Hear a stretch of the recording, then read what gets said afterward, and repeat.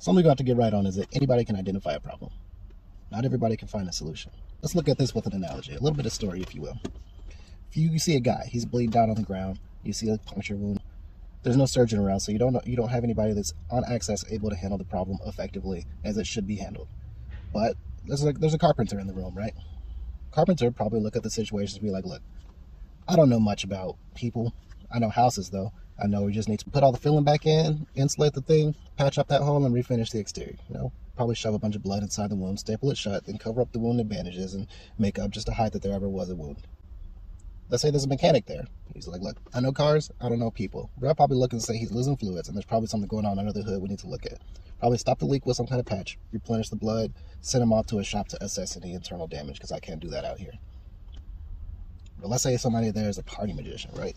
A magician will probably turn to his crowd. He's going to say, look, there's no problem. He'd cover up the body and he'll do some kind of big showy trick just to obscure that the body was even there in the first place.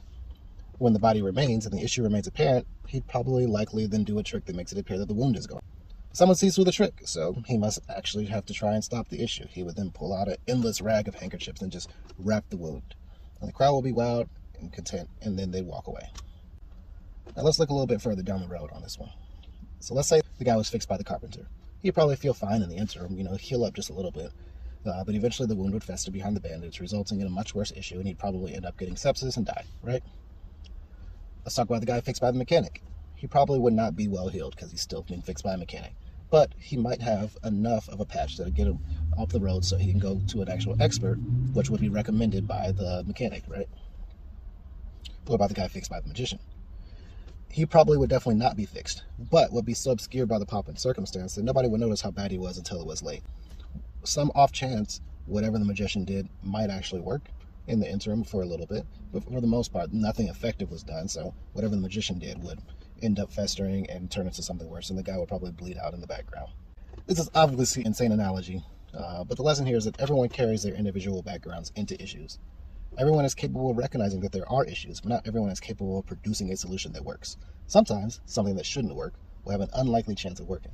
Sometimes, what works initially can fester and create a worse problem later, and sometimes the solution can be so obscured and bullshitted that it's impossible to say whether or not it is working. A lot of people talk with a lot of undeserved certainty about their perception of solutions, which is dangerous. A true solution, no matter how certain, in the hands of a true problem solver, comes with a requisite amount of uncertainty and doubt. Be wary if someone is selling you something quick, simple, and effective.